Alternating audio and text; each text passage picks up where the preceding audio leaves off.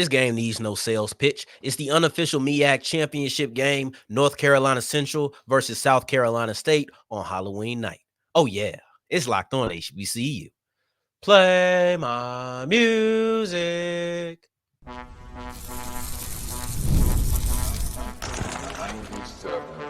You are Locked On HBCU, your daily podcast covering HBCU sports. Part of the Locked On Podcast Network, your team every day. Hello, family. Welcome back to another episode of the Locked On HBCU podcast, your number one daily one-stop shop for everything HBCU athletics, Monday through Friday. Part of the Locked On Podcast Network, your team every day. And I, of course, am Darian Gray, a.k.a. the Mouth of the South, Texas Southern alum and former TSU Herald Sports editor and current contributing writer at USA Today's Saints Wire. Thank you for going on this journey with me. Make it Locked On HBCU your first listen of the day, every day. And remember, just because the mic cuts off does not mean that the journey's over. Just means it's time to follow me on Twitter at South Exclusives. Starts with an S and ends with an S. Today's episode is brought to you by FanDuel. Go to FanDuel.com, and if you're new to FanDuel, you'll get $150 back in bonus bets with a $5 bet. Go to FanDuel.com to make every moment more. There's not a moment more important than the MEAC Championship Game. Technically, they don't have one, but figuratively, it's played on Thursday night, Halloween, tonight. North Carolina Central, South Carolina State, two teams that each coach will tell you mirror each other. I had to bring the North Carolina Central expert, you probably know him as HBCU Nightly, on to break down the game of the week and arguably the game of the year. It wouldn't be a North Carolina Central, South Carolina State breakdown if I ain't gonna get my boy HBCU Nightly to break down what I think is easy to say is the MEAC Championship. So let's go ahead and kick it off with our matchups. The first one that I'm looking towards is Jamari Taylor versus that South Carolina State run defense, because to me, Taylor is the engine of the offense. He's the one that really gets this thing going. I thought that he had a surprisingly dominant game against Morgan State. I thought he would have a good game, but nearly 200 yards, that would caught me off guard. But then you look back at his Alabama State game, he had 120 yards against them. So when he's going against strong defenses, that's not a problem for him. That's not a problem for the offensive line, who was opening up some really good holes last week against the Bears. This week they have another big test because Morgan State was the second best run defense in the conference. South Carolina State is the best run defense in the conference. When you're appearing or when you're looking at this battle, what is your take on it, Josh? Yeah, well, first off, Darian, bro, thanks for having me back on the show, man. Of course. Always a pleasure being here, man. Always a pleasure to connect with my brother D Gray and talk ball. But specifically in this matchup, right? We talk about a battle of almost at this point in the season could be a battle of attrition. At this point, you know, you're over the midway point in the season, clearly into the second full week into Mid-Eastern Athletic Conference play, which we know is extremely physical. And these games are won in the trenches. So when you talk about this matchup between the North Carolina Central offensive line and the South Carolina State defensive line, and really it's more so their front seven. Their linebacking core complements their defensive line so well, which is the reason why they have the number one run defense in the conference. But then when you look at this backfield, and it only doesn't just stop with Jamari Taylor. It starts with Jamari Taylor for sure, and it gets rolling with Jamari Taylor, but it really, really starts complimentary-wise on that offensive line. Teron Williams having what I believe to be the best offensive line year in the conference right now. He should be offensive lineman of the year, or probably the leading candidate for offensive lineman of the year. Inside, you got Noah at center, who's clearly been able to make up great holes inside. Had a tall task last week with Elijah Williams, who's going to be playing on Sundays next year for sure. And then you look at what we have as far as with those guards, with the young guys, AC Moore, and then his complimentary guy on the other side. These guys really genuinely have had a year's worth of time to be able to build some camaraderie. This is a group that a lot of people thought may have kind of taken a step back with Torricelli Simpkins going to the P5, going to South Carolina. But the reality is this group, they were young last year. They had a chance to build some camaraderie, had a phenomenal offseason in spring ball, and then they worked that way into the summer. So to see that offensive line versus this South Carolina State defensive line, which, let's be honest, is as good as advertised. It starts for me on the interior D line for that South Carolina State defensive line. They line guys up in the 3 and they'll line guys up in the 1, and they let those guys shoot the gaps. And every time I've seen them play this year, one or two of those interior D linemen, they're winning their gap battles. And then you get to the edge, and what we saw them do on the edge last week, albeit against Delaware State, they looked like they were wreaking havoc all over the field. And it didn't look like that just against Delaware State. This is something that has been a trend for them all season long. So I'm looking forward to seeing how those tackles and those guards deal with these guys lining up in that 1 and that 3 technique for South Carolina State. And then can we force those ends? Can North Carolina Central force those ends to kind of put themselves out of position to open up run lanes through the B gaps and outside, where we know Jamari Taylor can absolutely dominate once he gets there? Yeah, this is important, guys. Remember, Jamari Taylor, 196 yards against Morgan State, one of the best defenses in HBCU football. 124 yards against Alabama State in the season opener, one of the best defenses in HBCU football. We'll see if he's able to complete the trifecta because he's going against South Carolina State. And Bulldogs ain't just a mascot. That's a lifestyle when we're talking about that defensive line and that front seven. Now let's pivot. And let's go to South Carolina State's wide receivers, because I was listening to Trei Oliver's interview in his press conference this week, and he was talking about how this is the best wide receiving core that they faced in 2024, and he doesn't know if anybody has properly prepared them outside of his own guys for this matchup. Man, you're looking at Carter, you're looking at Smith Brown, you're looking at High. These are three guys who could get loose at any given time. Josh, I got a fun fact for you. This one I thought was pretty cool when I was looking it up. All 5 of the leading receivers in yards per game in the MEAC will be on the field this Thursday. 3 of them play for South Carolina State. 2 of them play for North Carolina Central. We could have some fun through the air. This one could be really fun through the air, but you're looking at that triumvirate over there with South Carolina State.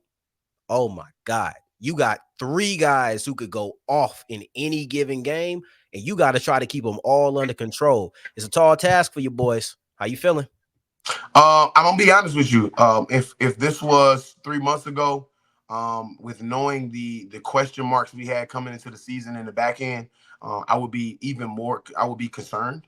But we've seen, in particular with this group here at North Carolina Central with that DB room, they have been the most impressive outside of the defensive line and clearly the linebacking core, who are a veteran group. The defensive line has been, the DBs have been the most surprising. Because, you lost Jason Chambers last year. You lost a myriad of guys to graduation. And so the questions that, and albeit warranted, they were warranted for sure, but you had an unproven young group that flat out, came into this season and nobody knew what was going to happen. But you look at Zay Norris at DB, he's clearly shown that he can hold down an entire side of the field.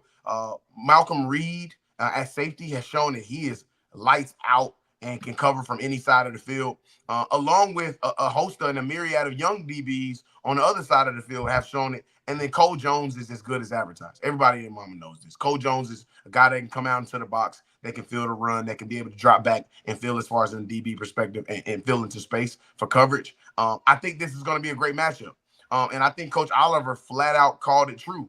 The only other group that this DB group has been able to see that's just as good is the group that they see every single day in practice with Joaquin Davis and Markel Quick, and a host of other guys as well, Chance Peterson and so on and so forth.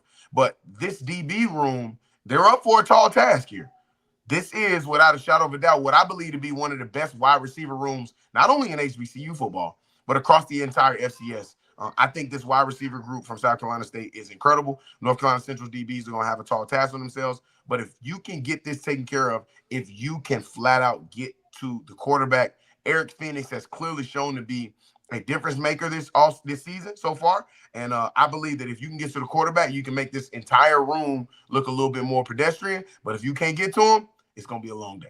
Yeah, and that kind of lends itself to the matchup that you bring to the table, the South Carolina State offensive line versus the North Carolina Central defensive line. So I'll allow you to continue to expound on that idea, because that was a great point, and it leads into what you wanted to talk about. Yeah, most seasoned offensive line coming into this season for sure was the South Carolina State offensive line. Big, physical, nasty. They get their hands on you. They're not letting go.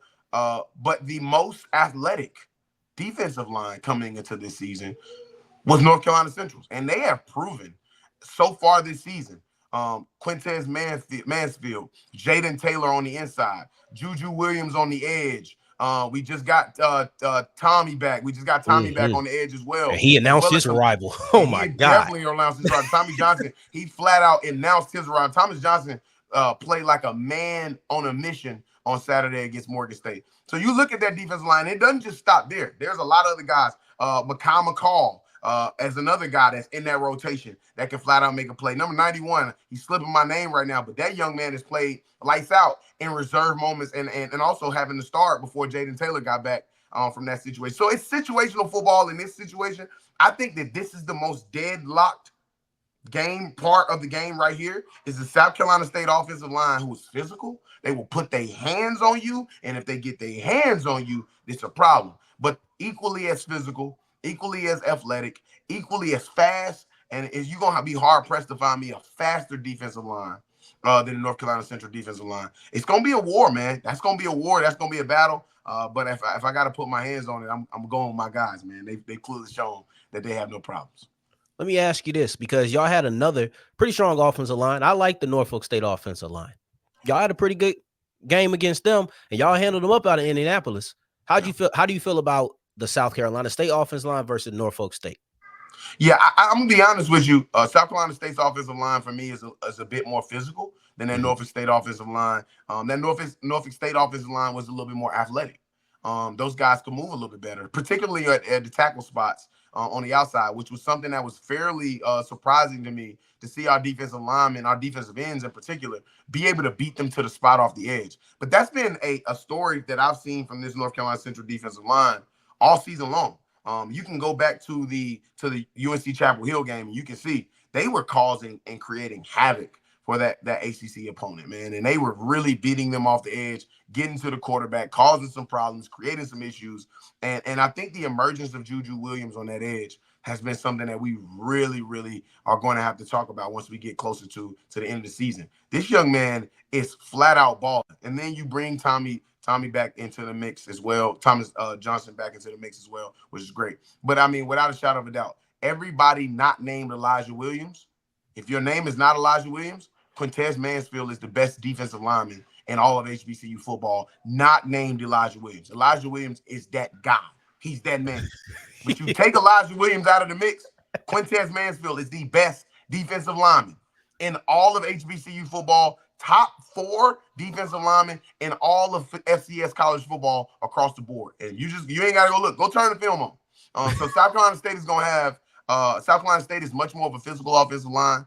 I think Norfolk State was more athletic, but clearly athletic was not the mix that you need on an offensive line to be able to stop this North Carolina Central defensive line. Maybe physical, big physical with camaraderie is the mix that we should look forward to in this situation. And we'll push forward, right? We done got through our 3 matchups, and I want to look at the storylines because there are some big stories here. There's an obvious one. It's the unofficial MEAC Championship Game. So let's go ahead and get into that as we continue with Locked On HBCU. Today's episode is brought to you by FanDuel, and FanDuel is the official sports book of the Locked On Podcast Network. It's Halloween night, and maybe you're not going trick-or-treating, whether you have some kids. I don't know how old you are when you stop trick-or-treating. I don't know. I don't judge either. But if you don't want to go on the Halloween route, you can go ahead and stay at your house and get a little bit of tricks for yourself. Get a couple of treats for yourself, rather. And I'm talking about some money on FanDuel. If you're new to FanDuel, you put down a $5 bet and you get $150 back in bonus bets. We have some Thursday night football on the HBCU landscape. I'm talking about South Carolina State versus North Carolina Central, but we also have it in the NFL as well. Every Thursday, you know how it goes. It's the beginning of the NFL season, or you can get into some basketball. I'm sure they got some games on TNT tonight. They have everything, right? You have NBA, NFL. At the time that I'm recording this, I don't know if the World Series is still going on. You may have a chance to do that as well in the future. You have it all. All you have to do is go to FanDuel.com. And if you're new to FanDuel.com, like I said, use the code LOCKEDONCollege. You get $150 back in bonus bets when you put down a $5 bet. All you have to do is go to FanDuel.com to make every moment more. As we continue rolling on today's episode of Locked On HBCU, I appreciate you for making this your first listen of the day. Every day for your second listen, make sure you're checking out Locked On College Football to break down the biggest stories of the upcoming weekend and the games of the week for the HBCU game of the week. We're here with my guy, Joshua Sims Sr., a.k.a. HBCU Nightly. How many names can I give him, man? This is the North Carolina Central representative right here. I know no one who puts on for their alma mater stronger than him, and I got a doggone flag in my background. So I say, so I would say this right now. Jackson State versus FAMU a couple of weeks ago was the unofficial SWAC championship game. Felt like the biggest game in HBCU football. Now that we're here with South Carolina State versus North Carolina Central, I'm starting to question. I don't know. Objectively speaking, I don't know which game is bigger for the conference. I'll defer to you and see if I can figure it out as we go. Yeah, I mean, there's a ton of storylines here that exist, right? It starts with being back down in Baton Rouge, Louisiana, for these two gentlemen that are at head coach, the head coaches of this game in this matchup. Chennis, former offensive coordinator at Southern University. Trei Oliver, former defensive coordinator at Southern University. North Carolina Central's Trei Oliver. Clearly, we know the pedigree that he comes with, being an alum, being a former player at North Carolina Central. Chennis, the work that he did at Benedict and resurrecting that program. And you can clearly see his presence is missed at Benedict. For those of y'all who haven't been paying attention to the SIAC, who watch the show, you can see that his presence is sorely missed at Benedict. But this was a guy that was handpicked by the legend himself, Buddy Pugh. They went full court press to get Chennis Berry. And can you see why, ladies and gentlemen? Come on now. Can you see why? The mailman has arrived down in Orangeburg, South Carolina. He's done a phenomenal job galvanizing that fan base, getting that fan base ready to rock and roll. And then when you start talking about galvanizing the fan base, it doesn't get any bigger than Trei Oliver, man. The marketer, the head marketer himself, the guy who knows how to sell this program, that knows how to be able to build these guys, but above all, has shown the ability to be able to recruit high school kids, develop young high school men into becoming strong college football players on the collegiate level. You can't get any bigger than this. And this is the rivalry that the Mid-Eastern Athletic Conference has been yearning for since the departure of the other 4 to 6 programs that left the conference a few years ago. So when you look at North Carolina Central versus South Carolina State, there's a few layers deeper to this that matter. The marquee matchup for the MEAC. Everybody and their mama a few years ago, the MEAC is done. The MEAC is finished. You can throw a shovel onto the MEAC. Yeah. And then you look up and you look at the emergence of South Carolina State in year 1 under Chennis and the emergence, the solid emergence. 3 years in a row, North Carolina Central's been ranked in the FCS top 25. We haven't seen the likes of that since our buddies down the highway when they were here in the conference. And then before that, Bethune-Cookman when they were in the conference. So this is an opportunity to say who truly is the top dog in the MEAC. I'm looking forward to this because this is a really, really beautiful matchup. And make no mistake about it. Orangeburg, South Carolina State, Orangeburg, South Carolina. I ain't taking back nothing I said. I mean everything I said. I mean it. I hate the fence.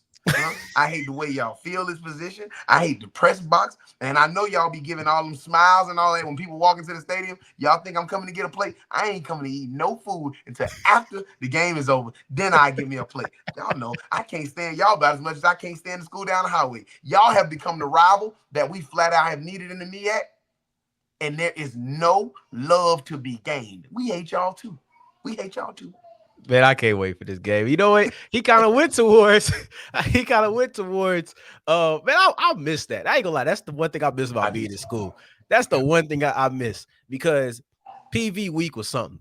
I'm jealous of your schools and your universities. Y'all be having multiple rivalries and whatnot. I look forward to 1 week, and it's the first week of the season. And doggone it, when I was in school, it wasn't a great first week. But that's okay, because PV, shut up. We won this week. Anyway. One of the things that you talked about is one of the storylines for me. And that's the fact that there's a lot of connective tissue. You spoke about being in Baton Rouge. I was in there not too long ago. But one person you didn't name is Matt Leone.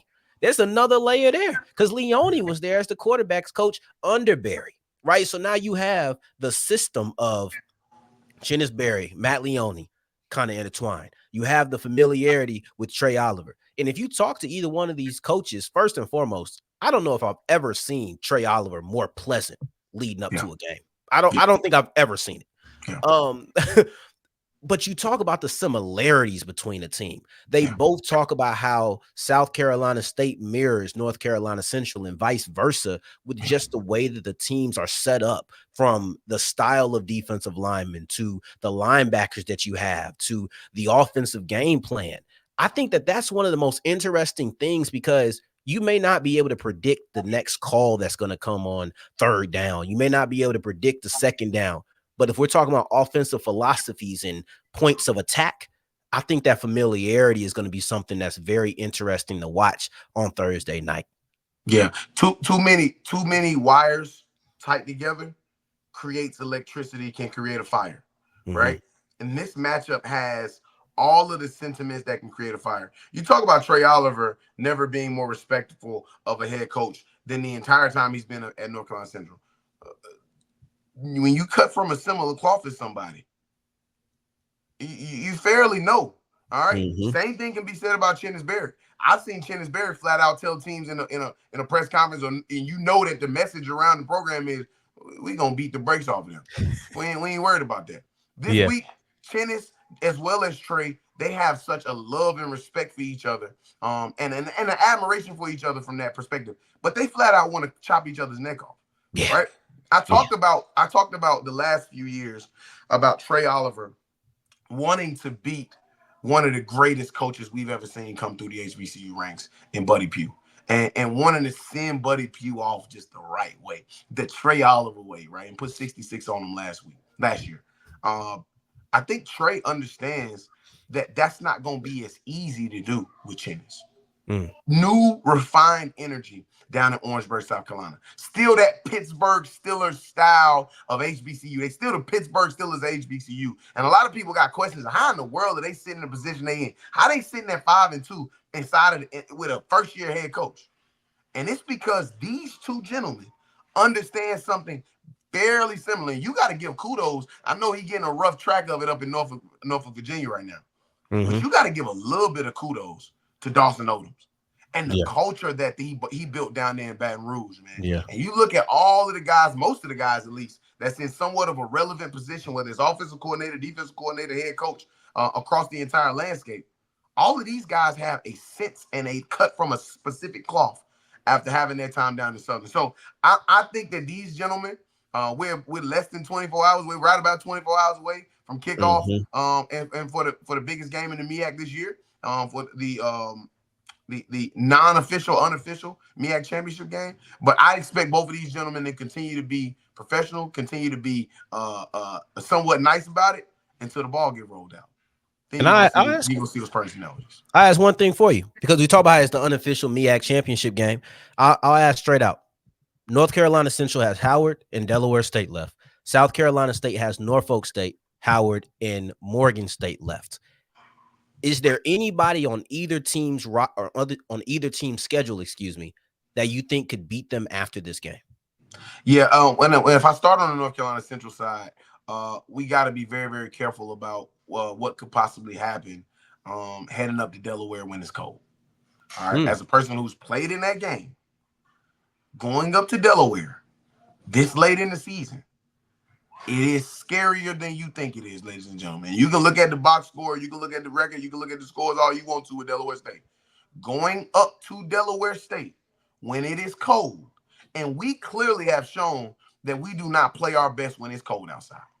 That's the game for me that I could see could possibly end up being a trap. We can mess around and be looking too far down the road. We come out successful tomorrow. It's supposed to be a beautiful weather down there in Orangeburg, South Carolina tomorrow. 7:30 kickoff down in Orangeburg. ESPN2. It got flexed up to ESPN2. We going to show up when the lights is bright. But you go up to Delaware when it's cold, when the lights ain't as bright, and you hope that the sun going to give you a little bit of warmth. And you mess around and slip up, and Lee Hole is looking for somebody to wrap his tentacles around and choke the life out of him. To be honest, all right? Outside of that, on the South Carolina State side, you got a Norfolk State squad that so far has shown they ain't scared of nobody. They not afraid of nobody. And then you add in the fact that you got to still go play Morgan State at Morgan State with that big bad wolf at number 0 on that defensive line. You hope and wish that they don't figure it out. Gotta hope and wish they don't figure it out. And then for South Carolina State, if I'm not mistaken, they still got to play Howard. Yeah. Yeah. Still got to go play Howard at Howard. And if Howard can figure out their running game, that can mess around and be a problem. So that combination of having to go up to Howard, having to go up to Morgan State, is we've shown clearly it's a tough enough situation later on in the season that it'll mess around and cost you the season and the goal that you're trying to go after. And there's nobody who understands that better than North Carolina Central University. And you can just look back at last year as to we went and had that back-to-back game series, having to go up to Maryland and DC when it's cold. And we know the rest. We know what happened. I noticed you ain't say that Howard was a game y'all could slip, but I'm just going to slip that in there. I'm going to move on. And I'm going to go ahead and look towards the key to victory. Don't look at me like that. I'm just putting it out there. I need everybody to see what I see. Okay. I just got my eyes fixed. D, let's make it clear. Let's make it clear. I think you just did. We got a message. We got some messages we got to send to them boys up in DC because they got to feeling themselves a little bit like we hadn't been dominating them since we got into the Mid-Eastern Athletic Conference. So we got a message. They got to come to 1801 Fayetteville Street. Mm-hmm. I ain't looking too far ahead. Yeah. We take care of business down in Orangeburg the way I expect us to do so. We take care of business down in Orangeburg. I promise you. I'm promising you right here on your show that we got a message we're going to send through Howard to the entire fan base. And they may not care because, Howard fan base, they're a little finicky. They're a little finicky. They may not care about football right now. They might be looking forward to basketball season. I know it's some fans at Howard that's worried about volleyball season right now, and they they're concerned about swimming and all that other stuff. So we're gonna put them out their misery when that time comes. But we focus right now on Orangeburg, South Carolina. Heard you. I'm gonna have a front row seat. I'm gonna go buy my plane ticket, man. All right, let's get into these keys to victory. All right, because I need to know, what does North Carolina Central need to do to win? What does South Carolina State need to do to win? And we'll break that down as we continue with Locked On HBCU.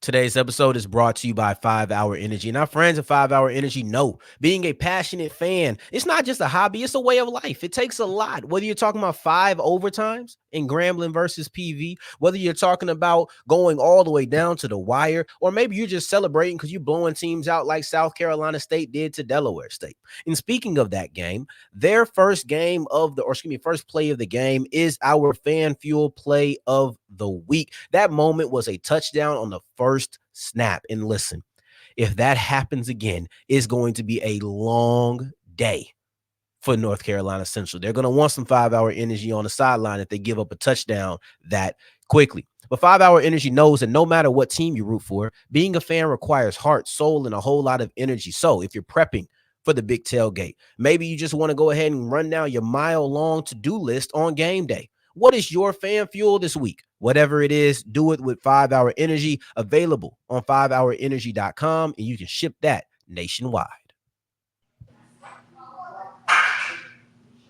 As we're wrapping up today's episode of Locked On HBCU, I appreciate you for making this your first listen of the day every day, making it all the way to segment 3, and I thank you 2 times for that. I got my boy HBCU Nightly here with me, breaking down the unofficial MEAC Championship Game, South Carolina State versus North Carolina Central. I'm going to start off with the Bulldogs' key to victory, and I think they need to win the physicality battle.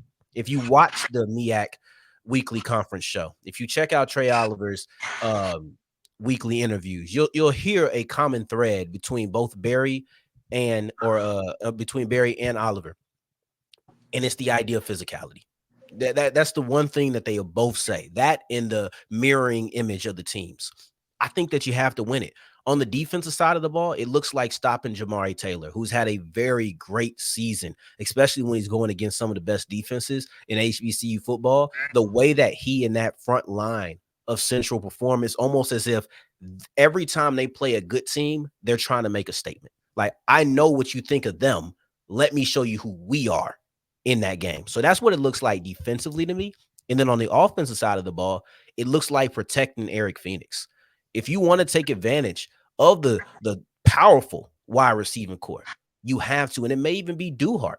because Duhart was a guy that Chennis Berry described as violent in running the football.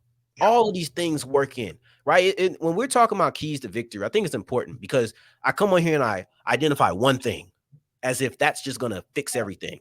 If you do the one thing I identify and then you don't hit the other couple of boxes, it doesn't matter. When we're talking about the physicality battle, though, that low key is 2-3 boxes stacked together. It's kind of a cheat code. It's win on this side, win on that side. But that's where it's going to be. Whether you're talking about offensively, defensively, whether you're talking about running the football, passing the football, it's all about physicality. Protect your guy and attack the engine. If I'm South Carolina State, that's what I'm aiming for. 100%. You know, I look at that and I ditto that on the other side, but just kind of from a remark standpoint of what you saw as the keys to victory for South Carolina State, there's a component in there that we talk about as coaches, as people who know the game, and we talk about that middle eight.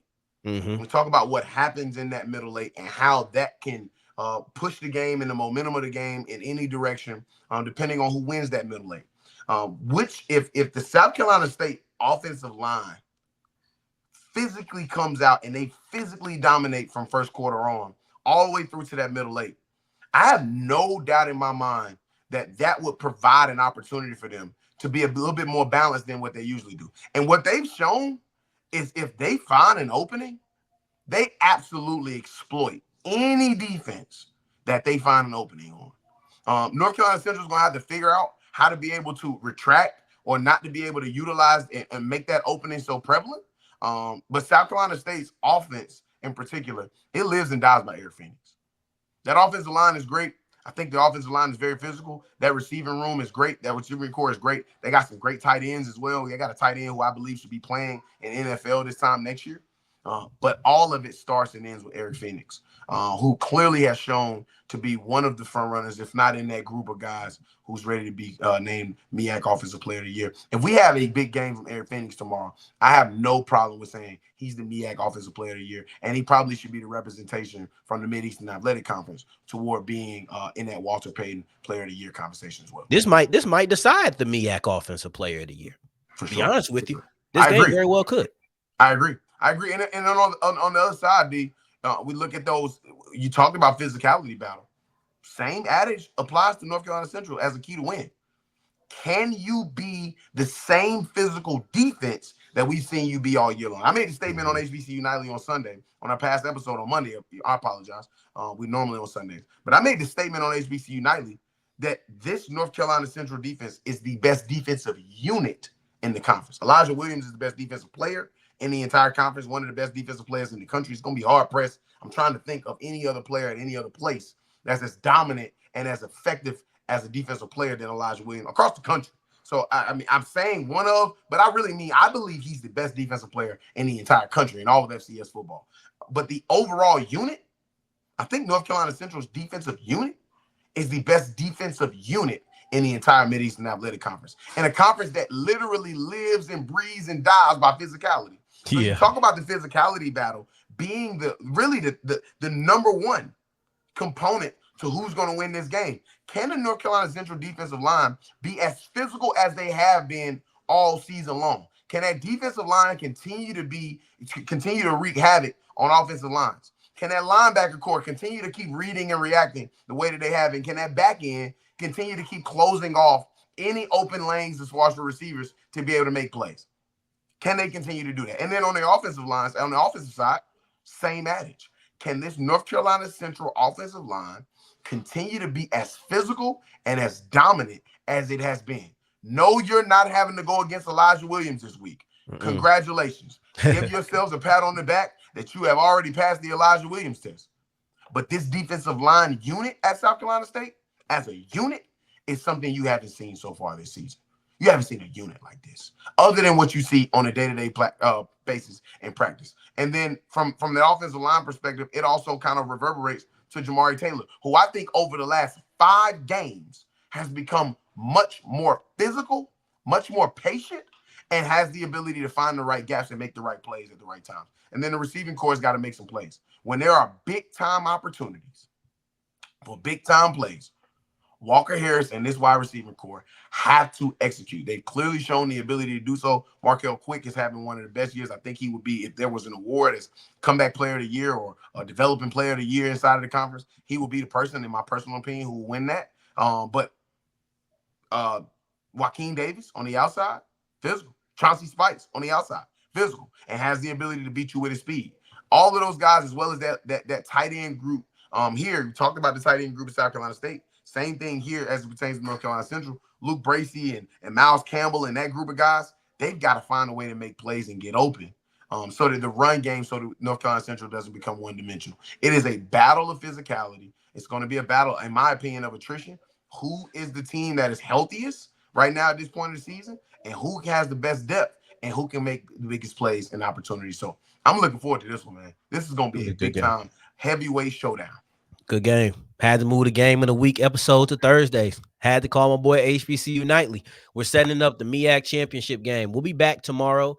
I'm not sure exactly how we'll do it. I think we'll probably do a segment of review on this game, and then we'll look at 2 games to watch over the weekend. So you guys can be expecting that same 6:30 p.m. time slot, 7:30 if you're on the Eastern time. I know I got some Central fans and some South Carolina State fans who, they don't want to do the conversion. So y'all 7:30. I'm going to do that for you. So, but in the meantime, between time, much love to my brother Josh. Make sure you're watching HBCU Nightly. I know that you already are, but make sure you're doing it still. In the meantime, in between time, until the next time we hear each other, family, take care. Stay blessed. Peace. Peace.